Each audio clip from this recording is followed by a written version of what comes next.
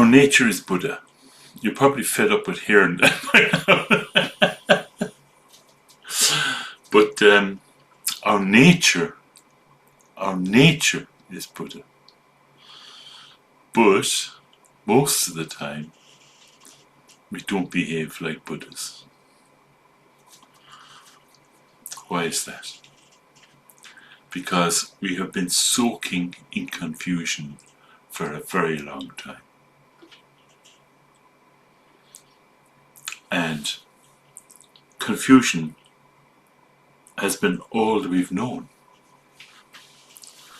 There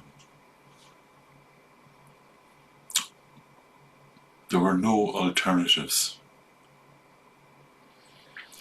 And so, without, having encountered these teachings and this understanding, we were basically left with no option other than to grasp at everything.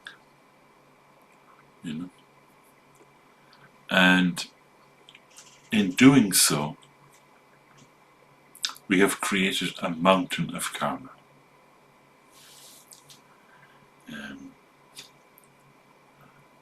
That's the truth.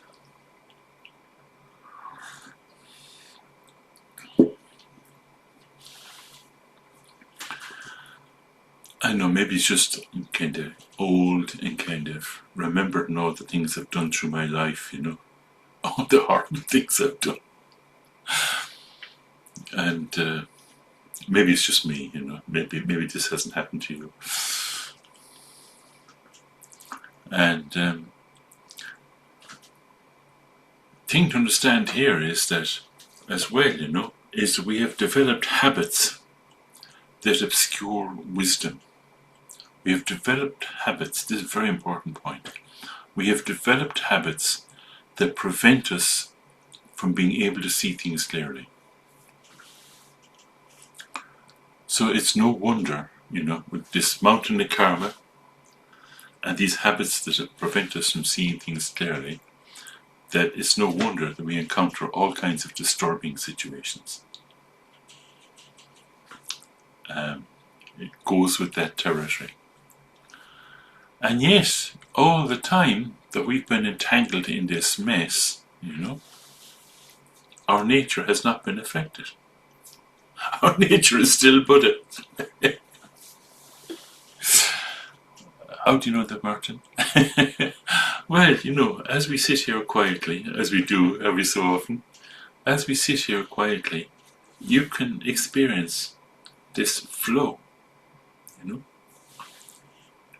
You can experience not stuff in your face. Do you understand? You can experience this flow. Experiences briefly arising and dissolving. Arising and dissolving. Again and again and again. That's our nature. That's the nature of our mind.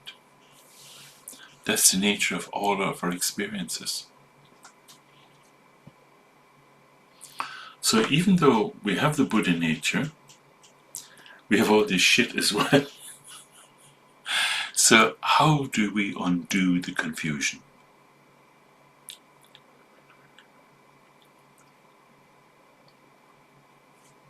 Here's the thing. This is difficult now. You have to be really honest with yourself.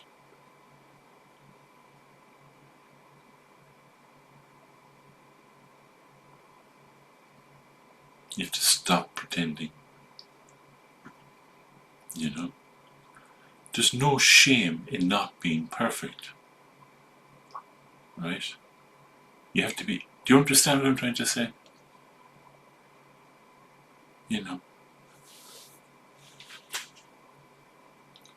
You have to be honest with yourself, honest with how you are, honest with how fucked up you are.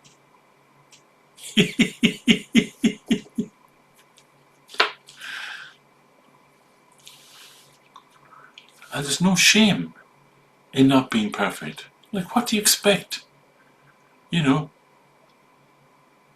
because of life situations, there's no shame in it. This is what happens. Not your fault, you know. So, do you understand this thing about being really, really honest with yourself?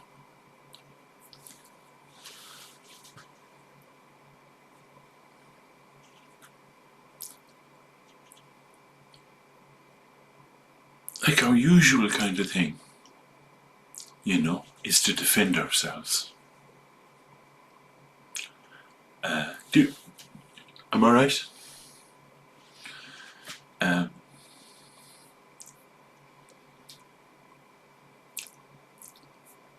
But like when you're honest, there's nothing to defend. You see, we make mistakes. You need to acknowledge that. But there's an amazing thing coming. We need to acknowledge that we make mistakes. Take responsibility. I screwed up, right? Avoid excuses.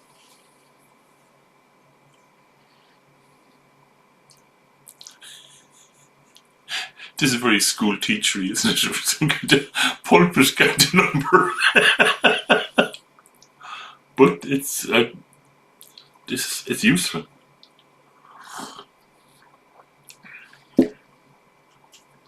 So, avoid defending yourself. Avoid making excuses. You have to look honestly at yourself. Other thing I noticed is this is another sign. This is another sign. Recriminations. What are recriminations?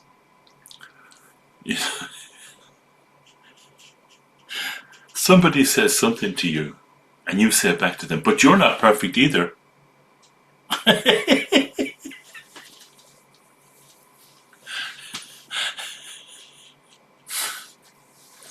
Avoid all that crap. Honesty. Bite the bullet. Look at yourself honestly. Accept that you're imperfect. And when situations blow up, honestly see if you bear any responsibility.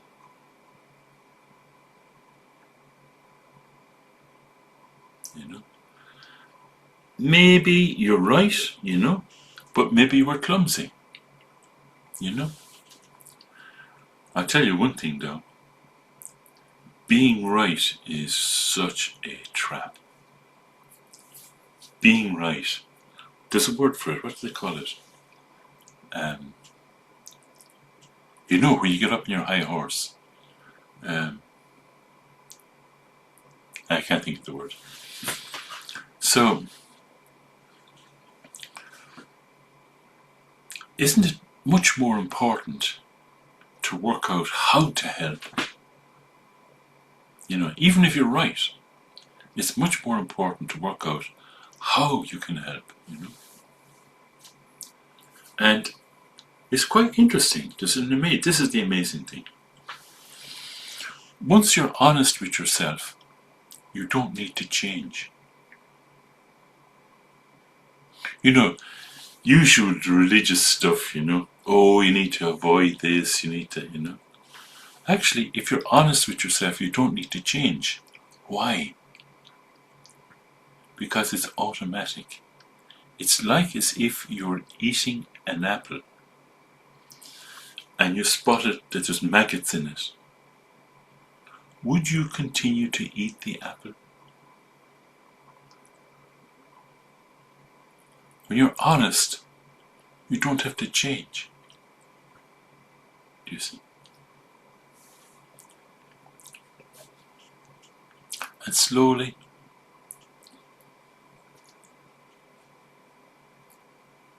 there's like a transformation happens.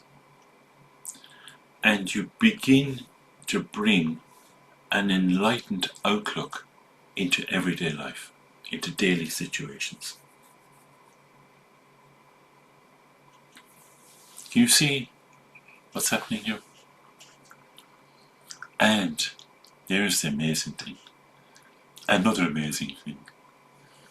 The flow of suffering is reversed.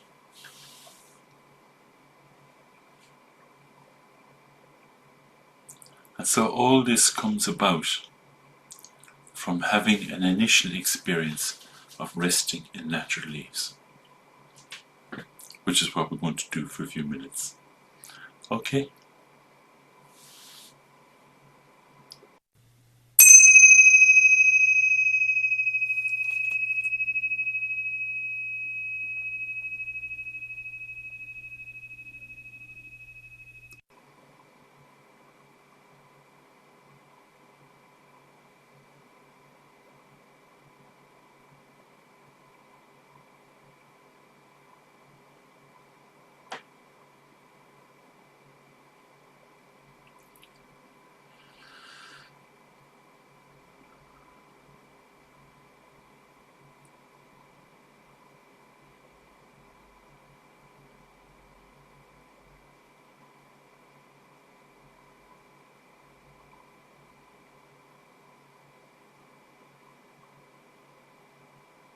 See, as you sit quietly, don't you see there's a flow? Just this movement. That nothing sticks. Just a flow.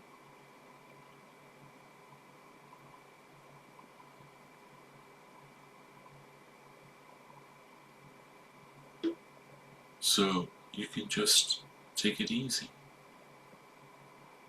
There's nothing to be done.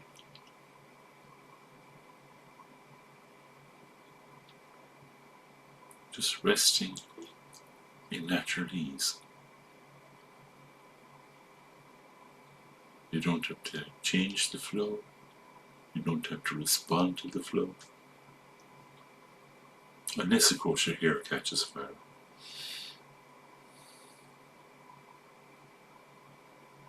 Just resting in natural ease.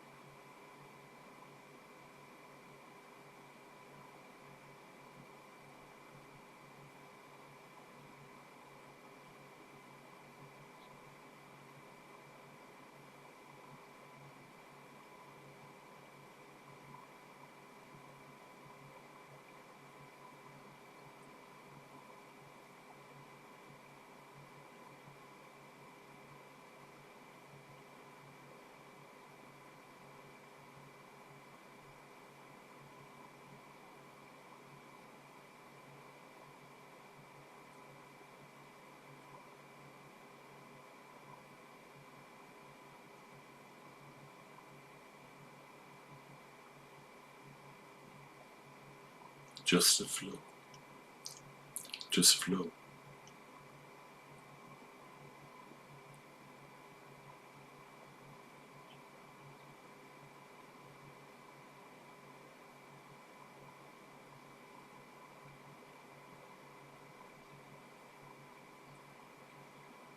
Even if you grab at it, it just continues to flow.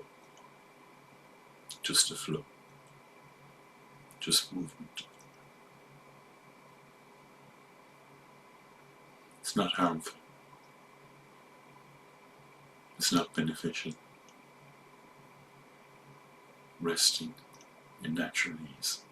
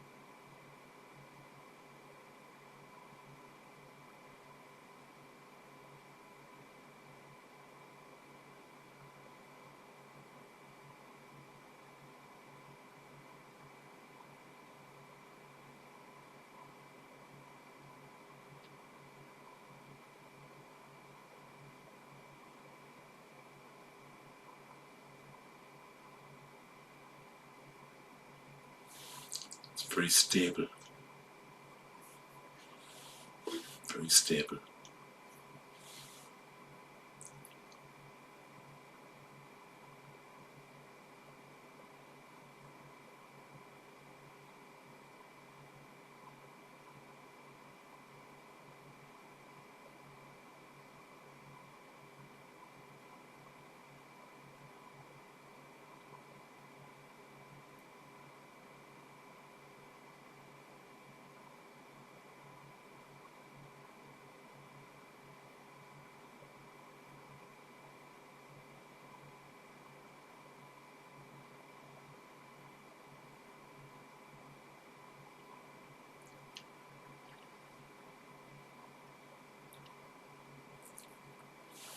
This is the ground from which we experience everything.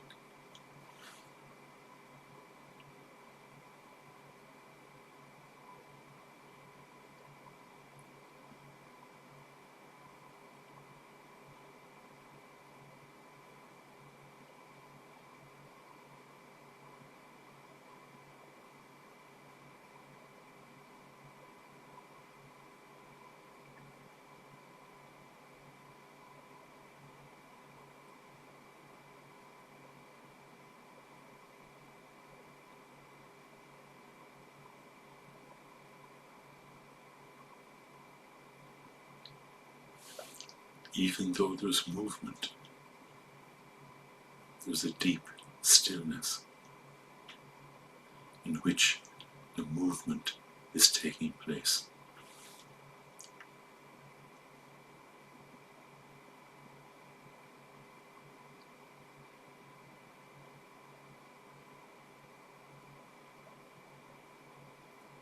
You just let it be.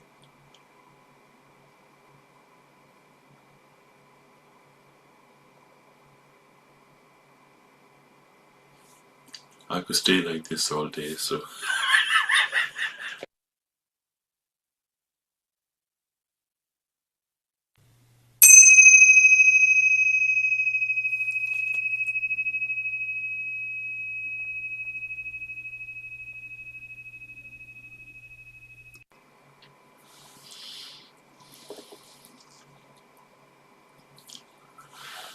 Oi. Well, was that something completely different?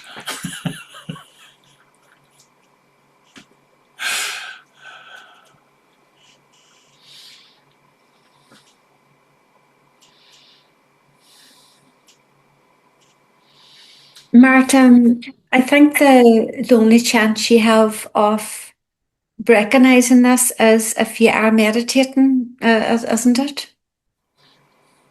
No.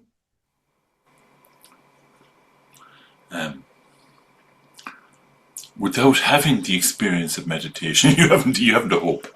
Yes, Right. yes, that's what I'm So, saying. Yeah. okay. Oh yes, yes, of course. And you see, Yeah. when you're interacting with, let's call it ordinary people, when you're interacting with ordinary people, you know, um, they have no idea that they're entangled. They have no idea. It's just natural. That's how it is. And it isn't until you have this experience of what I call the moment, the flow, just this flow.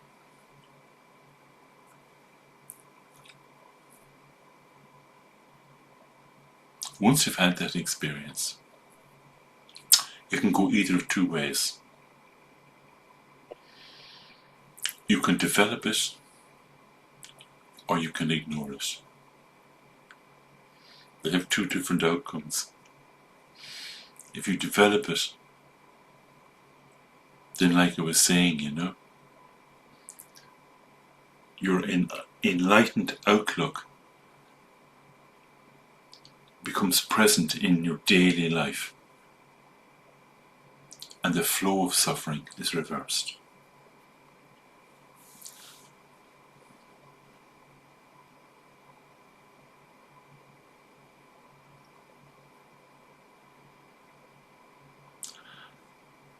And once you've had the experience,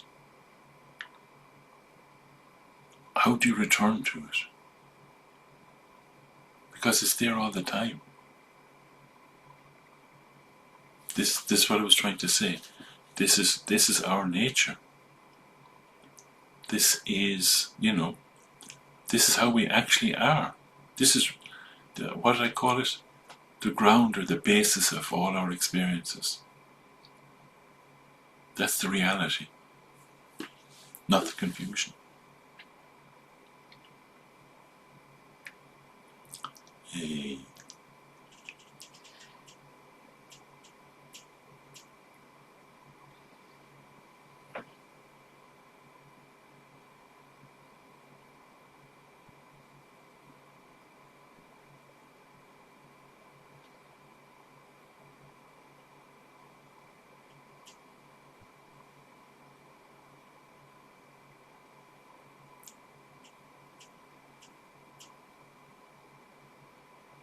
How'd you find this thing about being honest with yourself? That's quite interesting one. What do you mean, Martin? Exactly.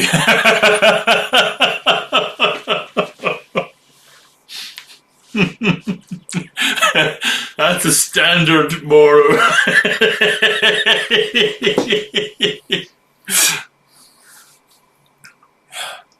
It was so good to ask these questions, Maura. No, it's really good. Really, don't mind me laughing. It's really good. It's really, really good. You see, we kind of hide. We kind of hide, We kind of pretend,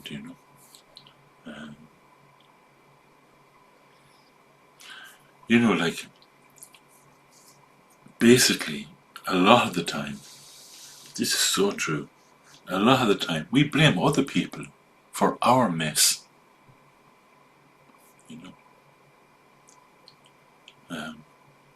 we blame others.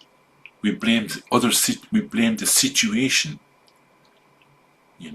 Like one of my, what's the word for it, flaws, is I like to watch these crime programs. And recently we watched a couple, I subject Cecily to this as well, but I think she likes it as well. That we watched, there was a couple of things recently, and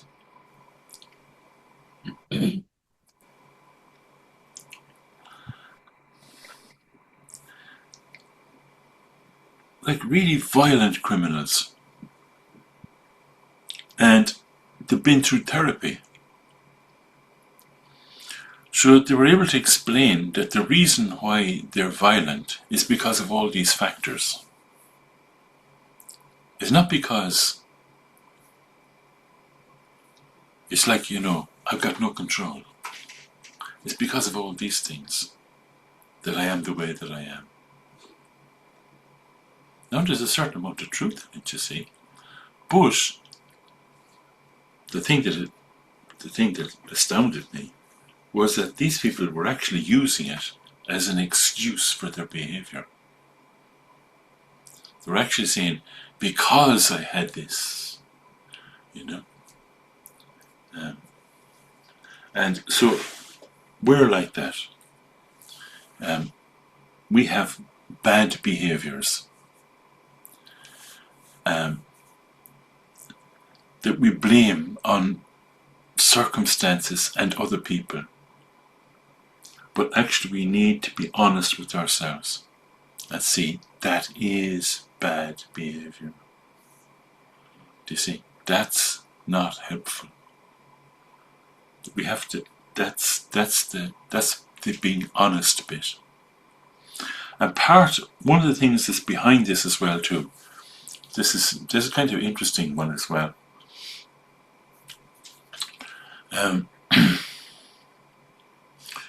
Like our parents, they wanted us to be good. Generally speaking. They wanted us to be good, And so, we have to keep up this pretense that we are good.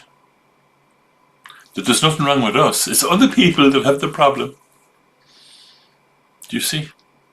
No. you know, it's the other person has the problem. So, being honest is to see if you're the problem. That's what being honest is. To stop blaming others, to stop. How's that as an explanation?